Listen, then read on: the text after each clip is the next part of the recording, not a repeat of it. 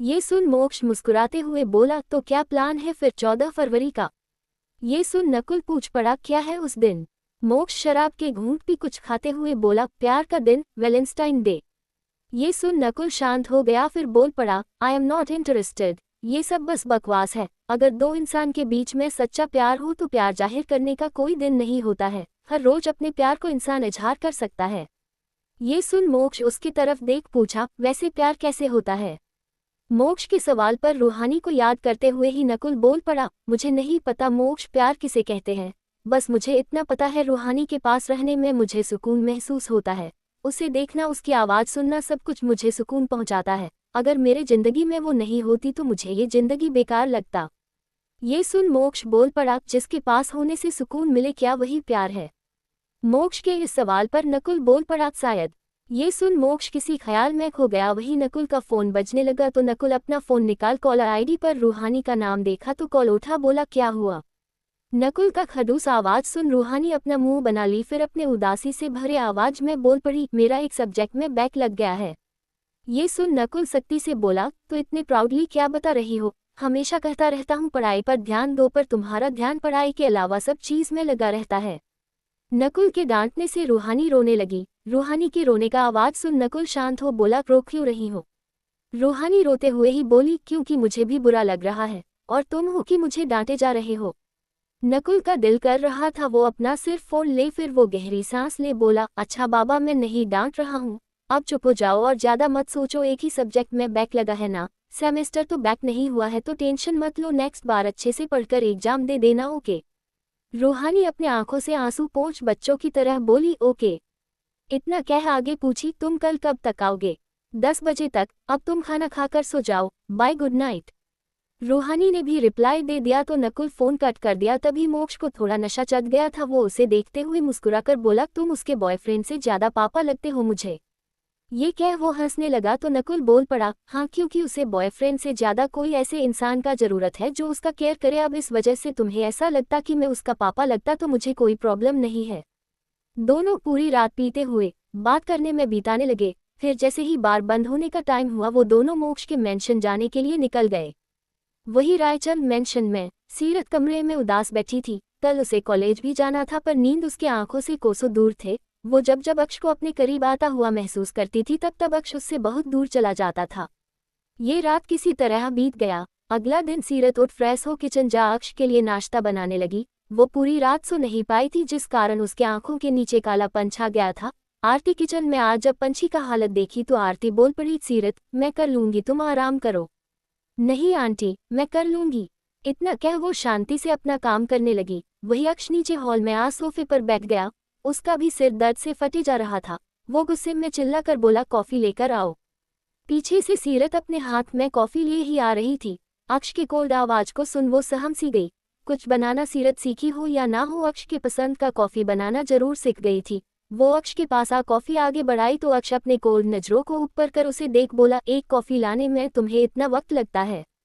सीरत अपने मन में ही बोली, सब तुम्हारे जैसा रोबोट थोड़ी पैदा होकर आए हैं, इंसान हूं मैं, वक्त तो लगेगा ही। अक्ष उसके हाथ से कॉफी का कप ले बोला, जाओ जाकर कॉलेज के लिए तैयार हो जाओ।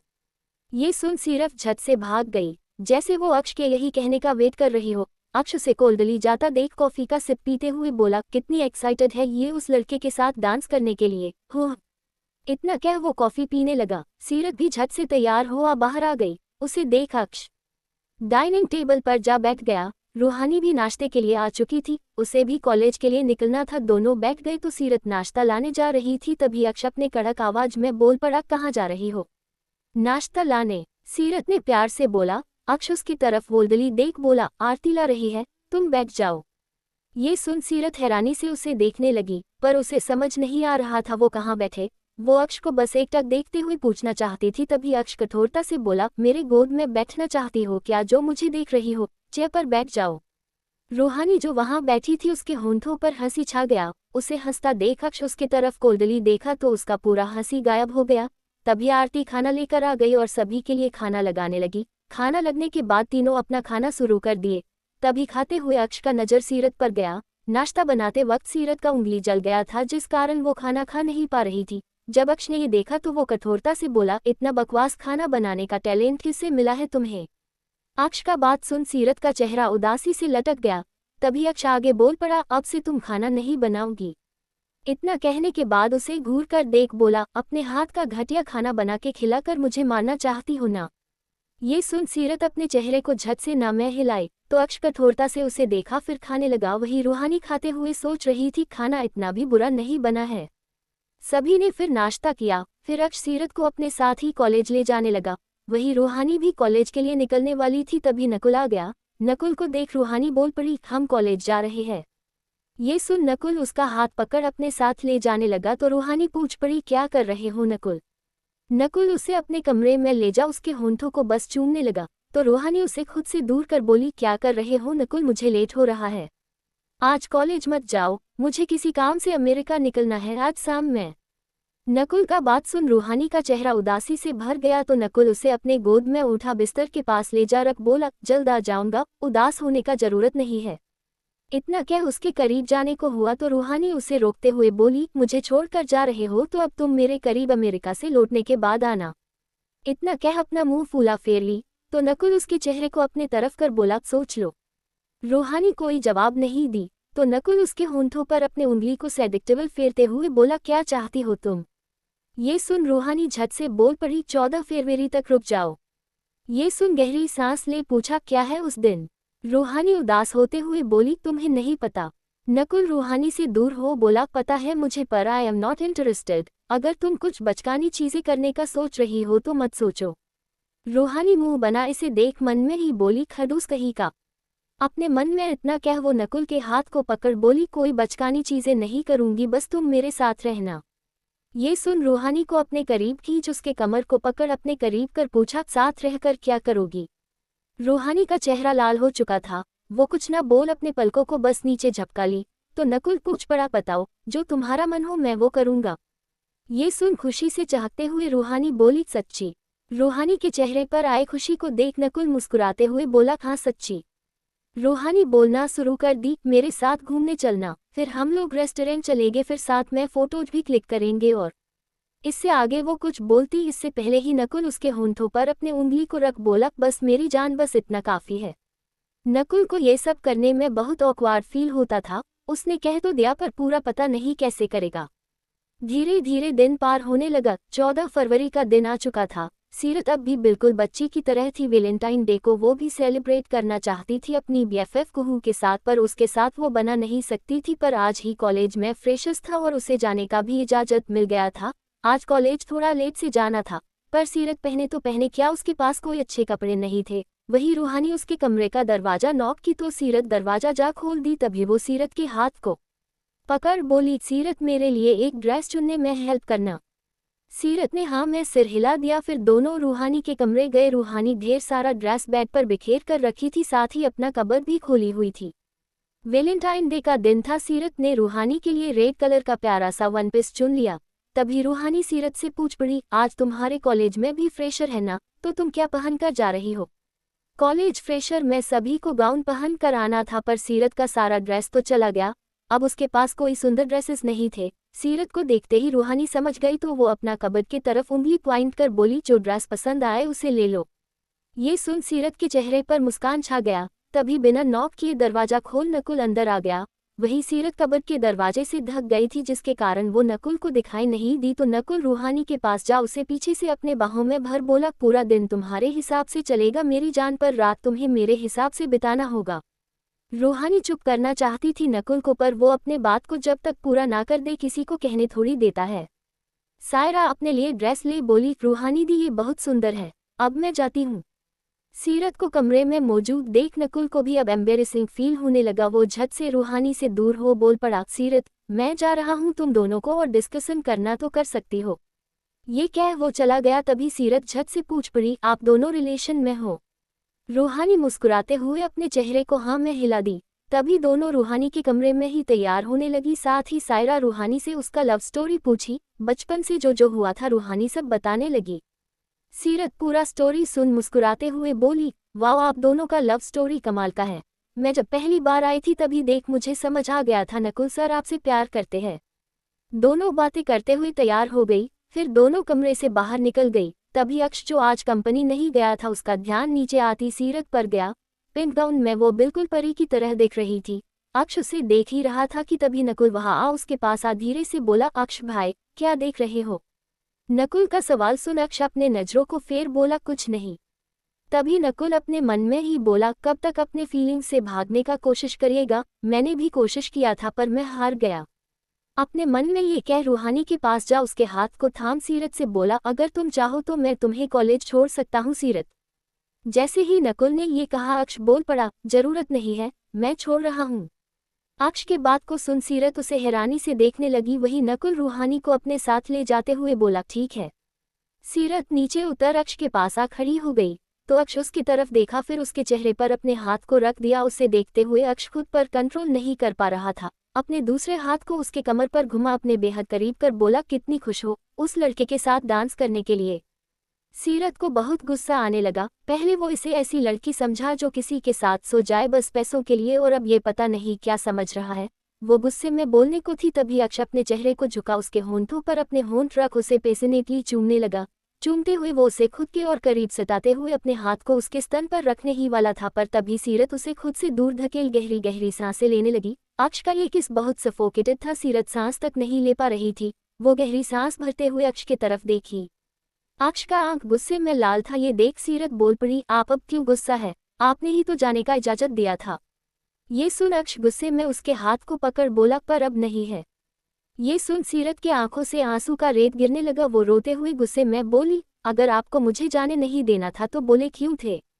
ये बोल वो अपने हाथ को छुड़ा कमरे की तरफ रोते हुए भागने लगी। तभी अक्ष अपने दिमाग को शांत कर अपने आगे आए बाल को पीछे धकेल बोला, ये लड़की मुझे पागल कर देगी। मुझे पता होता वैलेंटाइन डे के दिन ही फ्रेशर है तो मैं कभी हाँ नहीं करता, पर अब मैं हाँ कर दिया हूँ। मैं ऐसे बिहेव नहीं कर सकता हूँ।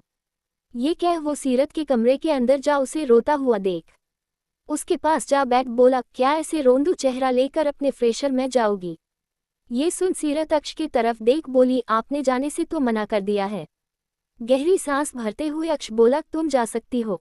ये सुन सीरत उसकी तरफ देख बोली, फिर आप अपना मन बदल लोगे? अक्ष खड़ा हो सीरत को अपने गोद में उठा बाहर जाते हुए बोला, नहीं बदलूंगा जब तक तुम्हारे करीब कोई आने का कोशिश नहीं करेगा, पर कभी भी कोई तुम्हारे करीब आना चाहा तो मैं तुम्हें हमेशा के लिए बंद कर दूंगा। तुम्हारे करीब आने का हक सिर्फ मेरा है। सीरत अक्ष के आंखों में देखते हुए पूछी, मैं तो सिर्फ आपकी स्लेव हूं ना? ये सुन अक्ष का चेहरा फिर गुस्से से भर गया। अक्ष के गुस्से से हुए लाल चेहरे को देख सीरत बोल पड़ी, मैं अपने करीब किसी को आने कभी नहीं दूंगी। ये सुन अक्ष का गुस्सा शांत हो गया।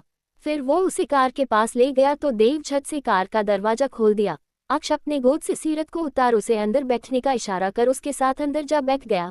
फिर देव कार का दरवाजा बंद कर ड्राइविंग सीट पर जा बैठ कार स्टार्ट कर दिया। कुछ ही वक्त के बाद कार सीरत के कॉलेज गेट के पास जा रुका। वो कार से बाहर जाने को थी तभी अक्ष उसके हाथ को पकड़ अपने बाहों में खींच बोला, कितने बजे तक सब खत्म हो जाएगा? सीरत को नहीं पता था, वो सोच ही रही थी। तब तक अक्ष अपने जेब से एक फ़ोन निकाल सीरत की तरफ बढ़ा बोला, जब भी हो जाए मुझे कॉल कर देना, मैंने अपना नंबर सेव कर दिया है। ये सुन सीरत उसके हाथ से फ़ोन ले जाने को थी पर अक्ष फिर उसके हाथ को पकड़ उसे अपने करीब खींच लिया। वो सीरत को आज बिल्कुल नहीं जाने देना चाहता था। जब भी सीरत तैयार होती थी वो बेहद ही खूबसूरत दिखती, कोई भी उसकी खूबसूरती पर घायल हो जाए। आखिर में वो उसके होंठों के कोने में उसे प्यार से चूम उसका हाथ छोड़ गहरी सांस ले बोला, लेट नहीं होना चाहिए। सीरत अक्ष के ऐसा करने पर उसे हैरानी से देखने लगी। ऐसा तो प्यार करने वाले लोग करते हैं ना? वो फिर अपने इस ख्यालों से बाहर आ अपने सिर को हाँ में हिला दी। फिर वो जाने को थी अक्ष उसे फिर रोकना चाहता था पर बार बार वो उसे नहीं रोक सकता। सीरत कार से बाहर निकल कॉलेज के अंदर जाने लगी। वही अक्ष जब तक सीरत कॉलेज के अंदर नहीं चली गई तब तक उसे देखता ही रहा। सीरत जैसे ही अंदर गई सभी उसे देख हैरान रह गए। आज वो इतनी खूबसूरत दिख रही थी कि वहां मौजूद सभी लड़कों का नजर सीरत पर जा टिक गया। वही माहिर उसके पास आ अपने हाथ को आगे बढ़ा दिया।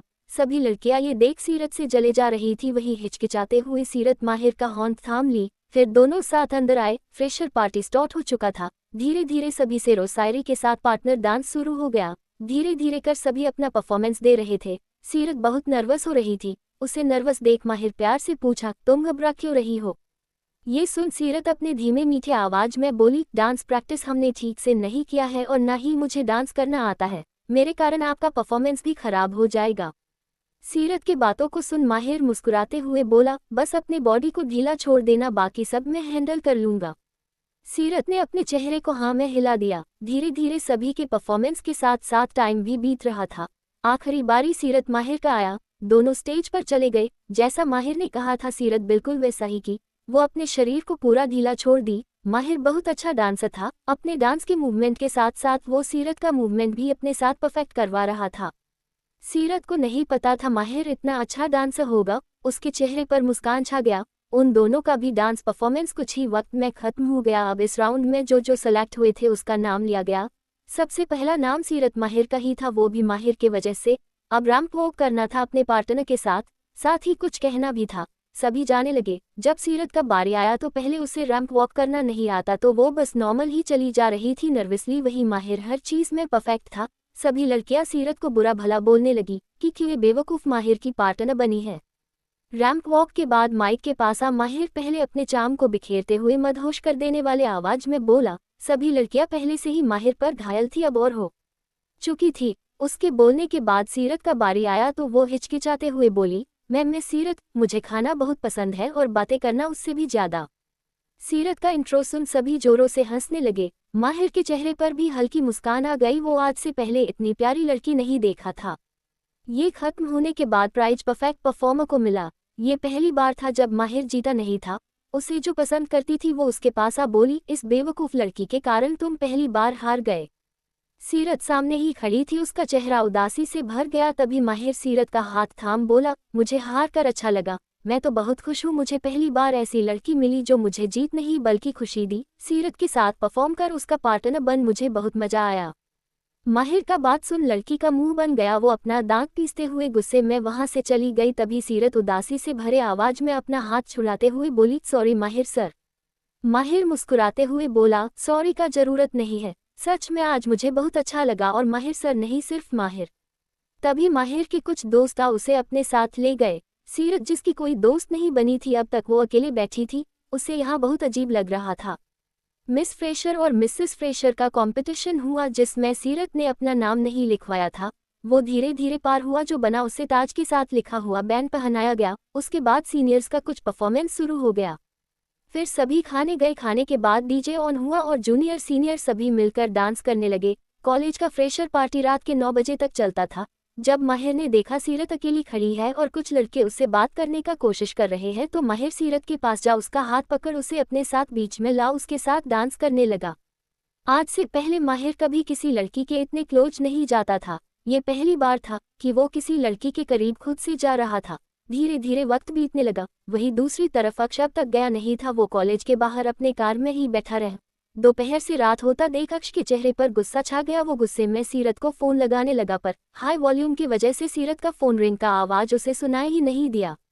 वही दूसरी तरफ मोक्ष, जो दिल्ली जा पलक के हॉस्टल के बाहर कार के अंदर बैठा था, वो सोच रहा था कि कैसे पलक को बाहर बुलाया। आज मोक्ष उसे वो तोहफा देना चाहता था जो उस दिन वो लिया था, पर उसे दे नहीं पाया था। उसने बहुत देर तक सोचा, फिर पलक को कॉल लगाया। पलक स्टडी कर रही थी। वही अमानत अपने हेडफोन को लगा म्यूजिक सुनते हुए लैपटॉप में कुछ काम। वो अपने फोन स्क्रीन पर मोक्ष का नाम देखा हैरान थी। वो अपना फोन ले अमानत की तरफ देखी, उसे खुद में ही बिजी देख रूम से बाहर जा बालकनी में खड़ी हो कॉल उठा। बोली, आपने मुझे कॉल क्यों किया है? पलक कॉल उठाते ही सवाल कर बैठी तो मोक्ष गहरी सांस ले बोला, बाहर आओ, वो भी अकेले, और अगर नहीं आई तो मैं अंदर आ जाऊंगा। पलक गुस्से में फोन रख वार्डन से छुपते छुपाते बाहर चली गई। फिर चारों तरफ देखने लगी। उसे दूर काले रंग का कार दिखा। वही मोक्ष का नजर भी पलक पर चला गया तो वो कॉल कर दिया तो पलक उठा दी। तभी वो बोल पड़ा, खड़ी होकर देख क्यों रही हो, आओ। ये सुन पलक उस कार के पास जाने लगी तो मोक्ष कार का दरवाजा खोल दिया। पलक कार के अंदर आ बैठ पूछी, आप यहाँ क्यों आए हो? मोक्ष कुछ ना कह बस एक बॉक्स उसकी तरफ बढ़ा, बोला, तुम्हारे लिए। बिना बॉक्स को लिए पलक बोल पड़ी, मेरे लिए? पर क्यों और क्या है ये? पलक के सवालों को सुन मोक्ष उसके करीब चला गया, जिस कारण उसकी सांसें थम गई। मोक्ष उसके गाल पर अपने हाथ फेरते हुए बोला, बहुत सवाल करती हो तुम, बस इसे ले लो। इतना कह उसके गोद में बॉक्स रख मोक्ष अपना चेहरा फेर बाहर देखने लगा। वही पलक इस बॉक्स को खोली। वही डायमंड ब्रेसलेट देख पलक बोल पड़ी, ये तो बहुत महंगा है, मैं नहीं ले सकती हूँ। ये सुन मोक्ष उसकी तरफ देख बोला, महंगा मुझे तो नहीं लगता है। ये सुन फीकी मुस्कान के साथ पलक बोली, आपके पास बहुत पैसे हैं इसलिए आपको ये महंगा नहीं लगता है, पर मेरे पास इतने पैसे नहीं है। इतना क्या बॉक्स बोनट पर रख पलक जाने को थी तो मोक्ष उसके हाथ को पकड़ अपने करीब खींच बोला, वैलेंटाइन डे गिफ्ट है मेरे तरफ से, रख लो। ये सुन पलक उसके आंखों में देख बोली, वैलेंटाइन डे पर गिफ्ट अपनी गर्लफ्रेंड या वाइफ को दिया जाता है और मैं तो आपकी कुछ भी नहीं हूँ। इतना कह अपने हाथ को छुड़ा जाने को थी तो मोक्ष कार लॉक कर बोला, जब तक गिफ्ट नहीं लोगी मैं तुम्हें जाने नहीं दूंगा। मोक्ष के जिद को देख पलक उसे घूर कर देखने लगी, फिर पूछ पड़ी, क्यों मुझे कंफ्यूज करते रहते हो मोक्ष, अगर आपको मुझसे प्यार नहीं है तो प्लीज मुझसे दूर रहा करिए। ये कहते वक्त पलक की सुंदर आंखों से आंसू का रेत बाहर आ गिरने लगा। उसके आंखों से बहते आंसू को देख मोक्ष उसके करीब जा उसके बहते आंसू को पोंछ बोला, क्या सिर्फ प्यार ही एक चीज है जो इंसान को जोड़ सकता है? प्यार के अलावा क्या कोई किसी से जुड़ नहीं सकता है? मोक्ष के बातों को सुन पलक उसके आंखों में देखते हुए पूछी, प्यार से जो जुड़ते नहीं है उस रिश्ते को क्या कहते हैं मोक्ष? वो आपको भी पता है, और मैं उस टाइप की दिखती हूँ क्या आपको? मोक्ष के कहने का मतलब ये बिल्कुल नहीं था। वो उसके और करीब जाते हुए अपने गर्म सांसों को छोड़ते हुए वो अपना हाथ को उसके गाल पर फेरते हुए प्यार से बोला, पलक तुम ऐसा सोच भी कैसे सकती हो? मैं बस प्यार नहीं करना चाहता, पर तुमसे दूर भी नहीं रह पा रहा हूँ। जब से तुमसे दूर गया हूँ बस तुम्हारा ही ख्याल इस मन में घूमता रहता है। तुम्हारे कारण मैं काम भी नहीं कर पा रहा हूँ। इतना कह उसके होंठों के करीब जा अपने होंठ उससे मिला लिया, फिर उसे पैशनेटली चूमने लगा। पलक का शरीर भी सुन पड़ चुका था, वो अपनी आंखों को बंद कर ली। फिर जैसे ही वो अपने सेंस में आई तो वो मोक्ष को खुद से दूर कर रोते हुए बोली, आप मुझसे कभी प्यार नहीं करना चाहते, बस शारीरिक संबंध बनाना चाहते, सही कहा ना? इतना क्या वो अपने ड्रेस के चेन को खोल अपने कपड़े को नीचे सरकाते हुए बोली, कर लीजिए अपनी हवस पूरी, फिर कभी मेरे करीब मत आएगा। ये सुन मोक्ष अपने कोट को जिस्म से बाहर निकाल पलक के जिस्म में ढकते हुए बोला, हवश, अगर किसी के साथ शारीरिक संबंध ही बनाना होता तो बहुत सी मिल जाती मुझे, पर तुम बहुत खास हो पलक। ये सुन फीकी मुस्कान दे पलक बोली, खास होती तो मुझसे तुम्हें प्यार होता ना कि तुम। इतना कह वो चुप हो गई तो मोक्ष अपने चेहरे को घुमा शीशे से बाहर देख बोला, मेरे साथ रहोगी तो तुम्हें हर पल मौत से लड़ना होगा। मेरी जिंदगी इतनी आम नहीं है पलक, मैं तुमसे प्यार नहीं कर सकता क्योंकि फिर मैं तुम्हें खो दूंगा।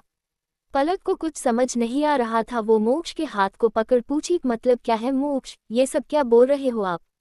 मोक्ष नहीं बता सकता था वो है क्या और क्यों पलक को उसके साथ खतरा है। पलक का खुद का भी लाइफ है, जिंदगी भर वो अपने साथ उसे बांध कर नहीं रख सकता है। अगर किसी को भी भनक तक लग गया कि मोक्ष किसी से प्यार करता है तो मोक्ष के दुश्मन पलक को मारना चाहेंगे। यही कारण है अक्ष का अपनी बहनों को दूर रखने का, ताकि उनकी वजह से उनकी बहनों को कोई प्रॉब्लम फेस न करना पड़े। मोक्ष गहरी सांस लिया, अपनी मॉम डैड को तो वो खो ही चुका है, अब पलक को नहीं खो सकता था। वो गहरी सांस भरते हुए बोला, पलक बस मुझसे दूर रहने की बात मत करो, बाकी सब वक्त आने पर मैं तुम्हें बता दूंगा। ये सुन पलक उस बॉक्स को देख बोली, ठीक है मोक्ष, तो जिस दिन आप मुझे सब बता हमारे बीच प्यार का रिश्ता रखेगी तब हम आपका लाया गिफ्ट अपने पास रख लेंगे, अब हमें जाने दीजिए। ये सुन मोक्ष उसकी तरफ देखा, फिर उसके हाथ को पकड़ अपने करीब खींच बोला, ठीक है तो प्रॉमिस करो, जब तक वो वक्त नहीं आ जाता है तब तक तुम कभी किसी को अपने करीब नहीं आने दोगी, बस मेरा इंतजार करोगी। ये सुन पलक मोक्ष के आंखों में देख बोली, मैं जिंदगी भर आपका ही इंतजार करूंगी, भले आप कभी अपना प्यार जाहिर करो या ना करो, मैं कभी भी आपके अलावा किसी की नहीं हो सकती हूँ। ये सुन मोक्ष उसे अपने बाहों में भर बोला, बहुत जल्द तुम्हें अपना बना लूंगा, बस एक बार सब खत्म हो जाए। इतना कह उसके माथे को प्यार से चूम बोला, अपना ख्याल रखना, और हाँ तुम्हारा वो सिल्लीसा धड़कता दिल बहुत प्यारा था। ये सुन पलक के चेहरे पर मुस्कान छा गया। वही दूसरी तरफ मुंबई में अक्ष अभी नर्क के शैतान की तरह नजर आ रहा था। अक्ष का शैतानी डरावना चेहरा देख ठंड के मौसम में भी ड्राइवर के माथे से पसीना बहने लगा। वही फ्रेशर पार्टी खत्म होने में अभी भी बहुत वक्त था, पर फिर भी सीरत बाहर आ गई। अंधेरे के कारण सीरत को अक्ष का कार नहीं नजर आया था। वो अपना फोन निकाल अक्ष को कॉल करने ही वाली थी कि तभी पीछे से माहिर आ उसका नाम लिया, सीरत। सीरत अपना फोन ऑन करने ही वाली थी, पर माहिर का आवाज सुन उसके तरफ मुड़ देखी। माहिर उसके पास आ बोला, इतनी जल्दी क्यों जा रही हो, अभी तो खत्म होने में बहुत टाइम है। सीरत को किसी लड़के के साथ बात करता देख अक्ष का खून खोलने लगा था। वो गुस्से में अपने हाथ का मुट्ठी बांध लिया। वही सीरत माहिर से बोल पड़ी, माहिर मुझे काम है इसलिए मैं जा रही हूँ, वैसे भी बहुत रात होने को है। ये सुन माहिर बोल पड़ा, ओके मैं घर छोड़ देता हूँ तुम्हें। ये सुन सीरत झट से बोल पड़ी, नहीं नहीं माहिर, मेरा भाई मुझे लेने आ रहा है। सीरत के मुंह से भाई सुन अक्ष का पारा और गर्म हो गया। वो अपना फोन निकाल गुस्से में सीरत को कॉल कर दिया। अक्ष का कॉल आता देख सीरत झट से कॉल उठा ली तो अक्ष अपने कठोर आवाज में बोला, तुम्हारा भाई तुम्हें लेने कब का आ चुका है। अक्ष की कोल्ड आवाज में उसके कहे गए शब्द को सुन सीरत का शरीर जम गया। वो अपने घबराए हुए आवाज में पूछी, कहाँ हो। सीरत के इस सवाल पर अक्ष ड्राइवर की तरफ देख कार लाइट जलाने बोला तो ड्राइवर यही किया। ये देख सीरत माहिर को इग्नोर कर भागते हुए कार के पास चली गई। सीरत को ऐसे घबराए हुए जाता देख माहिर को उसका टेंशन होने लगा। वो जाकर उसे देखता इससे पहले ही सीरत के बैठते ही कार स्टार्ट हो तेजी से निकल गया और माहिर बस उस कार को जाता देखता रह गया। कार गाड़ियों से भरे रास्ते में भी रफ्तार से चले जा रहा था। वही कार के अंदर का माहौल बेहद ही डरावन था। सीरत अक्ष की तरफ देखी, वही अक्ष गुस्से में खिड़की से बाहर देखते हुए अपने कठोर आवाज में बस एक शब्द कहा, भैया। अक्ष का कठोर आवाज सुन सीरत का हाथ पैर कांपने लगा, उसके होंठ भी कांप रहे थे। वही देव रियरव्यू मिरर से सीरत के डरे हालत को कार चलाते हुए देखने लगा। जब अक्ष ने ये देखा तो अपने कठोर आवाज में बोला, लगता है देव अब तुम जॉब छोड़ना चाहते हो। ये सुन देव अपने नजरों को रास्ते पर टिका लिया। तभी अक्ष सीरत की तरफ देखा तो सीरत अपने सहमे आवाज में बोली, वो तो बस मैं यूं ही बोल दी थी, आप मेरे भैया नहीं हो। ये सुन अक्ष उसकी तरफ अपने नजर को कर अपने हाथ को उसके तरफ बढ़ा, उसके बाजू को कस के पकड़ अपने तरफ खींच उसके आंखों में देखते हुए पूछा, तो फिर मैं तुम्हारा क्या हूँ। अक्ष के इस सवाल का सीरत क्या जवाब दे उसे समझ नहीं आ रहा था। फिर जो अक्ष बार बार उसे कहने बोलता या एहसास दिलाता वही बोल पड़ी, मास्टर यासू। आखिरी के शब्द को बोलते वक्त सीरत रुक गई, क्योंकि सीरत के कहे गए वही शब्द को सुन अक्ष उसे गुस्से में कठोरता से घूरे जा रहा था। फिर अपने कठोर आवाज में उसे देखते हुए बोला, कार साइड में कर रोक दो देव। ये सुन देव, ओके सर, बोल कार साइड में ले जा रोक दिया। अक्ष का कठोर आवाज सुन सीरत का डर बढ़ गया। कार रुकते ही अक्ष देव से बोल पड़ा, आज के लिए तुम्हारा काम खत्म हो चुका है, जा सकते हो तुम। ये सुन देव ओके सर बोल कार से बाहर निकल गया। ऐसे अक्ष के गुस्से वाले मूड में सीरत को अकेले छोड़कर जाना देव को सही नहीं लग रहा था, पर वो कर भी क्या सकता था। अक्ष के गुस्से को कोई नहीं सह सकता। सीरत के साथ अक्ष कुछ बुरा ना करे इसका दुआ करने के अलावा देव उसके लिए कुछ नहीं कर सकता था। वही देव के साइड में कार रोक जाने के बाद अक्ष सीरत को अपने कोल्ड नजरों से देखा। सीरत का तो डर से हालत खराब था। अक्ष उसके गाल पर अपने उंगलियों को रख दबाते हुए उसे देख कुछ बोलता इससे पहले ही सीरत अपने दबे आवाज में दर्द से करहाते हुए बोली, मुझे समझ नहीं आता सर, जैसा आप बोलते मैं वैसा ही मैं करती हूँ, फिर भी आप मुझ पर गुस्सा करते मुझे दर्द पहुँचाते हैं। इतना ही नफरत है मुझसे तो मुझे जान से मार क्यों नहीं देते हैं। सीरत की बातें सुन उसके होंठों पर अपने होंठ को टिका उसे कुरूलता से चूमने लगा। सीरत उसे खुद से दूर कर गुस्से में अपने हाथ को उठा उसके गाल में जोरदार लगा दी। अक्ष अपने गुस्से से भरे डाक नजरों से देखा। वही सीरत ने अक्ष पर गुस्से में हाथ तो उठा दी पर अब उसे डर लगने लगा। वो डर से पीछे हो किनारे जा सिमट गई। उसे डरा सहमा रोता हुआ देख अक्ष कार से उतर आगे के सीट में जा बैठ बोला, आ गया ड्राइविंग करो। ये सुन अपने आंसू पोंछ हैरानी से उसे देख बोली, मुझे ड्राइविंग करना नहीं आता है। सीरत की बातों को सुन अक्ष अपने कठोर आवाज में बोला, देव जा चुका है तो ड्राइविंग कौन करेगा। ये सुन सीरत झट से बोल पड़ी, आपने भेजा है उन्हें तो आप ड्राइव करो। ये सुन अपने कठोर नजरों को अक्ष सीरत की तरफ घुमा अपने कोल्ड नजरों से देख बोला, पहले अपने मास्टर पर हाथ उठाती हो और अब उसे अपना ड्राइवर बनने बोल रही हो। शांति से आगे आकर ड्राइविंग करो नहीं तो तुम्हें मैं सामने वाले जंगल में अकेला छोड़ चला जाऊंगा। ये सुन सीरत झट से कार से बाहर निकल आगे जा ड्राइविंग सीट पर बैठ गई। फिर कार को देखने लगी कैसे कहाँ से स्टार्ट करे। वही अक्ष अपने आंखों को बंद कर अपने सिर को पीछे सीट पर टिका आराम से बैठ गया। सीरत अपने आंख को बंद कर जितने भगवान का नाम पता था सबका लेते हुए कार में चाबी घुमा कार स्टार्ट की पर कार आगे जाना की जगह कार पीछे जाने लगा तो वो स्टीयरिंग से अपना हाथ हटा। सीरत चिल्लाने लगी, आह कार पीछे जा रहा है, मैं क्या करूं सर मैं क्या करूं। अक्ष अपने डार्क आंखों को धीरे से खोल सीरत की तरफ देख अपने कठोर आवाज में बोला, स्टूपिड, क्लच प्रेस कर गियर चेंज करो। ये सुन सीरत कार को देखते हुए पूछो, गियर किसे कहते। अबीर ने तो बस कार स्टार्ट करने बताया था। अबीर का नाम सुन अक्ष का आंख डार्क हो गया। वो अपना हाथ गियर पर रख चेंज कर दिया तो कार आगे बढ़ने लगा।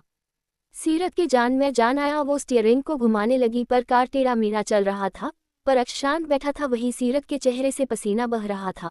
वो रोते हुए आवाज में बोली, आप मुझे मारना चाहते हो तो मार सकते पर मुझे मेरे हाथों क्यों मार रहे हैं। अक्ष कुछ ना कह बस शांति से बैठा था। वही सीरत हॉर्न बजाने की जगह जो भी गाड़ी उसके कार से टकराने वाले को था उसे हटाने के लिए हॉर्न का नहीं बल्कि अपने मुंह का इस्तेमाल कर रही थी। हटो हटो, रास्ते से हटो। सीरत के इस हरकत पर अक्ष उसे ही देखने लगा। वही एक कार आगे था। सीरत चिल्लाई पर फिर भी वो हटा नहीं तो वो कार को देख रही थी कि क्या करे। तभी अक्ष ब्रेक लगा दिया पर फिर भी कार आगे वाले कार से जा टकराया। सीरत अपने चेहरे पर अपने हाथ को रख ली। जब वो सही सलामत खुद को पाई तो धीरे से अपने चेहरे से होंठ हटाए। वही जिस कार से टक्कर हुआ था उस कार से आदमी निकल अपने कार को देख कार के पास आ रहा था तो अपने डर से भरे नजर से सीरत देखने लगी। तभी अक्ष कार से बाहर निकल उस आदमी के पास गया। अपने सामने अक्ष रायचंद को देख उस आदमी का होश उड़ गया। अक्ष से उसे पैसे दे दिया तो वो भी बिना कुछ कहे निकल गया। अक्ष फिर कार के अंदर आ बोला कार स्टार्ट करो। ये सुन सीरत उसे हैरानी से देखने लगी। क्या अक्ष को मना है जो वो उसे फिर कार चलाने को कह रहा है? सीरत कुछ कह तो सकती नहीं थी। भगवान का नाम ले एक बार फिर उसने कार स्टार्ट कर दिया। इस बात कार सीधा ही चल रहा था। किसी तरह इधर उधर नचाते हुए कार रायचंद मेंशन के पास पहुंचाने वाली थी। दूर से ही गार्ड्स को कार आता दिख गया था।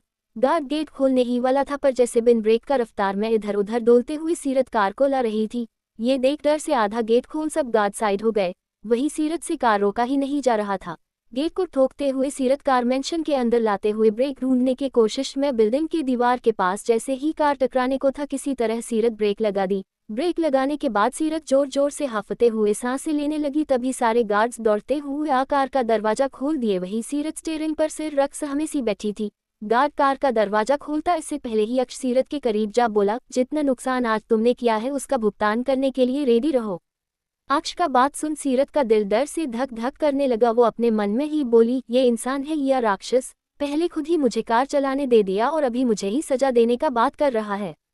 बेचारी अपने मन में कहते हुए कार से तो बाहर निकल गई पर अब उसका डर से बुरा हाल हुए जा रहा था। अक्ष के पीछे पीछे सीरत चलने लगी। दोनों मेंशन के अंदर आ गए तो सीरत अपने रूम जल्दी से खिसकने वाली थी पर अक्ष उसके हाथ को पकड़ अपने बाहों में खींच बोला कहाँ जा रही हो किटन? इतना कह अक्ष उसे अपने साथ ले जाने लगा तो सीरत जमीन पर छोटी बच्ची की तरह बैठ रोते हुए बोलने लगी मेरा पैर दर्द दे रहा है, मुझे बहुत नींद भी आ रहा है, साथ ही कार चलाने की वजह से मेरा पीठ हाथ भी अकड़ चुका है। सीरत के नौटंकी पर अक्ष उसे घूर कर देखा। वही सीरत अपने आंसू से भरे चमकदार आंखों से अक्ष को देखने लगी। वही ये नज़ारा वहां मौजूद सभी सर्वेंट देख रहे थे। तभी अक्ष आखिर में अपने आंखों को बंद कर अपने मन में ही बोला ये लड़की सच में मुझे पागल कर देगी। इतना कह अपने मन में वो अपने आंखों को खोल उसे घूर कर कठोरता से देखते हुए बोला नौटंकी करना बंद करो और जैसा तुम सोच रही हो वैसा कुछ मैं तुम्हारे साथ नहीं करना चाहता हूँ। ये सुन सीरत झट से उठ बोली तो क्या करना चाहते हैं आप? अक्ष कोल्डली सभी की तरफ देखा जो उसे घूर रहे थे। अक्ष की कठोर नजरों को देख सभी वहां से झट से चले गए। वही अक्ष सीरत के हाथ को पकड़ अपने साथ अपने कमरे में ले जाते हुए बोला तुम्हारी वजह से मेरा काम पूरा नहीं हो पाया है, अब तुम मेरा काम करोगी। इतना कह वो टेबल पर पड़े फाइल की तरफ इशारा कर बोला उसे अच्छी से पढ़ो और कुछ गलत लगे तो मुझे बताओ। सीरत जब टेबल पर पड़े ढेर सारे फाइल को देखी तो उसका सिर चकराने लगा। वो अपने महीन से आवाज में बोली मैं ये कैसे करूंगी, मुझे ये सब नहीं आता है। सीरत के मुंह से ये सुन अक्ष उसके कमर पर अपने हाथ को घुमा अपने करीब करते हुए बोला तो क्या आता है तुम्हें? इतना कह उसके चेहरे पर आए बाल को सेडिक्टिवली पीछे करते हुए अपने सेडिक्टिव आवाज में बोला बताओ, वही काम दूंगा तुम्हें। अक्ष के छूते ही सीरत का धड़कन बढ़ने लगा। वो अपने घबराए नजर से अक्ष को देखने लगी तो अक्ष उसे अपने गोद में उठा, बाथरूम के अंदर ले जा उसे बाथटब में डाल अपने कपड़े को अपने जिस्म से बाहर निकालने लगा। अक्ष के ऐसा करने से सीरत का चेहरा लाल हो चुका था। अक्ष अपने कपड़े को अपने जिस्म से बाहर निकाल बाथटब के अंदर जा सीरत के करीब जा बोला मुझे साफ तो कर सकते हो ना कि वो भी तुम्हें नहीं आता है। अक्ष के मदहोश कर देने वाले आवाज में सीरत का चेहरा लाल गुलाब के पंखुड़ियों की तरह पूरा लाल हो चुका था। वो कुछ ना कह सामने रखे बॉडी वॉश को उठा अपने हाथ में निकाल अक्ष के बदन पर जैसे अपना हाथ रखी उसके तन बदन पर आग सा लग गया। वो अपने नजरों को झुकाए उसके शरीर पर अपने हाथ को घिसे जा रही थी। वही अक्ष उसके बेहद करीब होते हुए बोला किटन, जो फीलिंग्स मेरे करीब रहकर तुम्हें होता है क्या वही फीलिंग्स किसी और के करीब जाकर तुम्हें कभी हुआ है क्या? अक्ष के अचानक से पूछे गए सवाल पर सीरत अपने बड़े बड़े आंखों से उसे देखने लगी। वही अक्ष उसके आंखों को देखते हुए उसे खुद से और करीब करते हुए बोला जवाब दो सीरत। अक्ष के सवाल को सुन सीरत का धड़कन जोरों से धड़कने लगा और उसकी सांसें थमने का नाम ही नहीं ले रहा था। अक्ष उसके जवाब का इंतजार किए बिना उसके होंठों के करीब जा अपने गर्म सांसों को छोड़ते हुए बोला मुझे हरगिज पसंद नहीं तुम मेरे अलावा किसी और के करीब जाओ या अपने जुबान से किसी और मर्द का नाम लो तो। इतना कह उसके होंठों पर अपने होंठ रख उसके रसीले होंठों को चूसने लगा। उसके रसीले होंठों को चूसने के बाद वो उसे अपने बाहों में भर लिया। जैसे सीरत उसके लिए कितनी इम्पोर्टेंट चीज हो। अक्ष का प्यार महसूस करते हुए सीरत अपने मन में ही बोली, काश मेरे डैड ने कुछ नहीं किया होता तो आज अक्ष और मेरे बीच इतना कॉम्प्लिकेटेड रिलेशन नहीं होता। वही अक्ष अपने इमोशन को कंट्रोल करते हुए उससे दूर हो बाथटब से उठ, बाथटब से बाहर निकल वो अपने कमर पर तौलिया लपेट बाथरूम से बाहर चला गया। वही अक्ष के जाते ही सीरत के चेहरे पर निराशा छा गया। 3 महीने बाद, 3 महीना बीत चुका था। उस रात आखिरी बार शायद अक्ष उसे प्यार से छुआ था। उसके बाद अक्ष उसके साथ कोल्डली ही बर्ताव करने लगा, साथ ही पूरा दिन उसके सामने नहीं आता रात को छोड़कर। और ये रात भी सीरत के लिए अक्ष हेल की तरह बना दिया था। सीरत का तकलीफ बढ़ने लगा था पर फिर भी वो सहने के अलावा कुछ नहीं कर सकती थी। हमेशा की तरह आज भी सीरत कॉलेज से आने के बाद अपने रोज के काम में लग गई थी। तभी सीनियर मेड आरती सीरत के पास आ बोली, सीरत अपने कमरे में जाओ, तुम्हें रेडी करने कोई आए हैं। ये सुन सीरत हैरानी से आरती को देखी, आखिर उसे क्यों रेडी होना है। उसके हैरानी से भरे भाव को देख आरती फिर बोल पड़ी, सर तुम्हें अपने साथ किसी पार्टी में ले जाना चाहते हैं।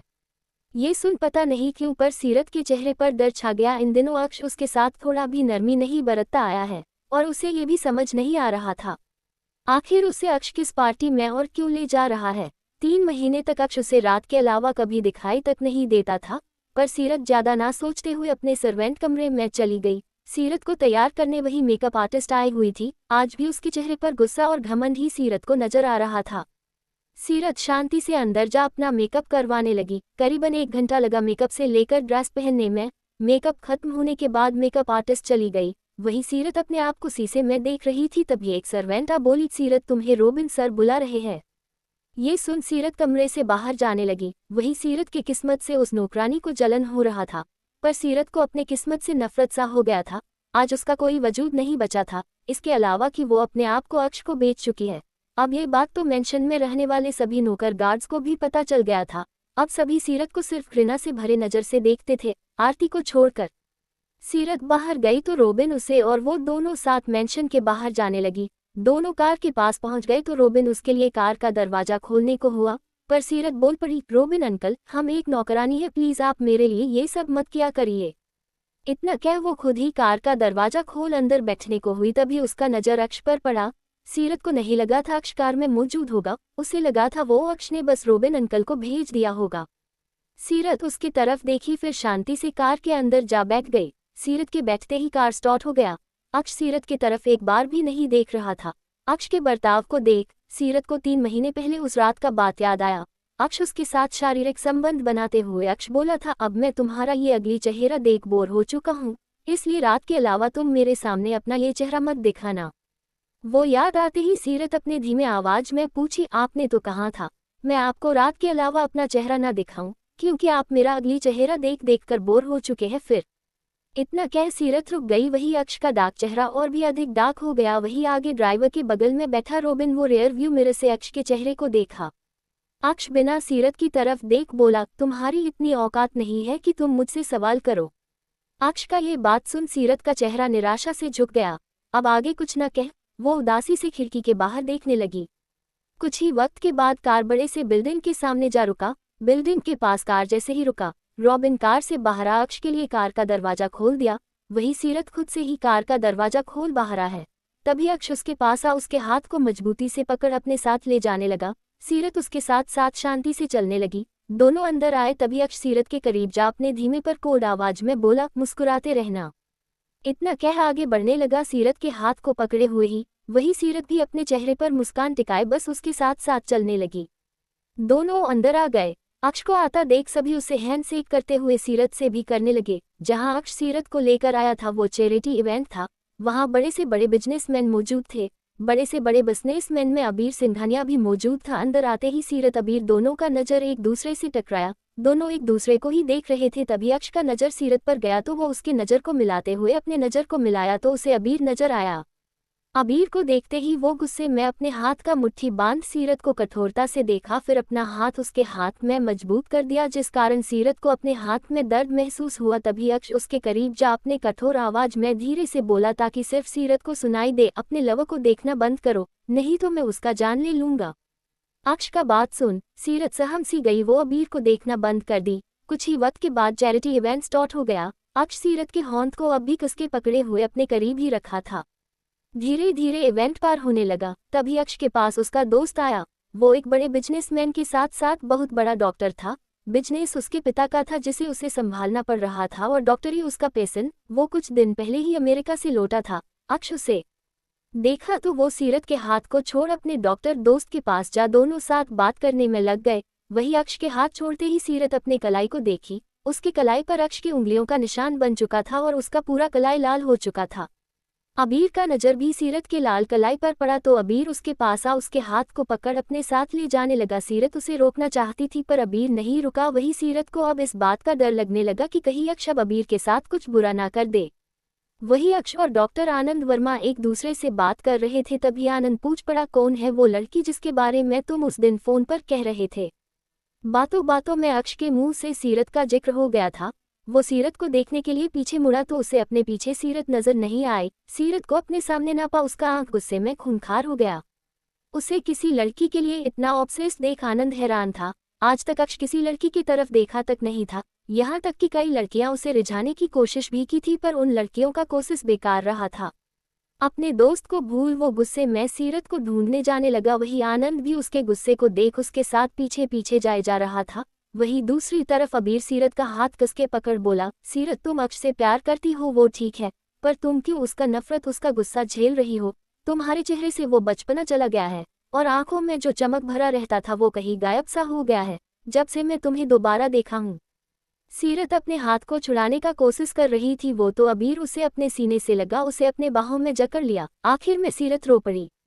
उसकी आंखों से बहते गर्म आंसू को महसूस करते ही अबीर का दिल धड़कने लगा। वो उसे अपने बाहों में ही समाये प्यार से बोला, मैं तुमसे बहुत प्यार करता हूँ सीरत, एक बार बस कह दो अब भी तुम मुझसे ही प्यार करती हो। मैं वादा करता हूँ उसके बाद मैं तुम्हें वहां से बाहर निकालने में अपनी जान भी लगा दूंगा। अक्ष वहां पहुंच चुका था। जब उसने दोनों को एक दूसरे के बाहों में समाये देखा तो उसका गुस्सा बढ़ गया। वो वहां जा अबीर को सीरत से दूर कर उसे अपने गोद में उठा जाने लगा। वही अबीर बस देखता ही रह गया। आनंद को तो ये मामला कुछ समझ नहीं आ रहा था, आखिर चल क्या रहा है। वही अक्ष सीरत को अपने बाहों में मजबूती से पकड़ा हुआ था जिस कारण सीरत को घुटन महसूस होने लगा। उसे पता था आज फिर अक्ष उसके साथ बुरा ही करेगा। वही आनंद अक्ष के गुस्से को देख सीरत के साथ कुछ गलत ना हो इसका विष ही मान सकता था, क्योंकि अक्ष जब गुस्सा में होता तो उसके सामने जाना मतलब शेर को नींद से जगाना होता है। आनंद फिर वापस चैरिटी इवेंट में चला गया। वही अक्ष सीरत को पीछे के रास्ते से बाहर ले जा अपने कार के पास जाने लगा। अक्ष को आता देख रोबिन कार का दरवाजा खोल दिया तो अक्ष सीरत को कार के अंदर रख खुद भी अंदर जा बैठ गया। सीरत शांत बैठी रही। उसे पता था कुछ भी वो कह ले अक्ष वही करेगा जो उसे करना है। कार स्टार्ट हो रफ्तार से गाड़ियों से भरे रास्ते में भी भागे जा रहा था। तभी अक्ष अपने कोल्ड आवाज में बोला, कहा था ना उससे दूर रहना, मेरा बात तुम्हें समझ नहीं आता है।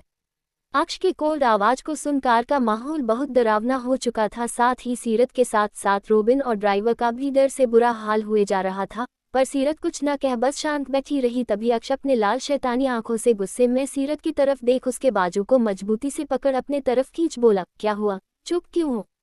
सीरत अपने नम आंखों से अक्ष के तरफ देख बोली, कैसे दूर रहूं उससे, उसके अलावा कोई नहीं बचा है इस दुनिया में जो मेरा अपना हो।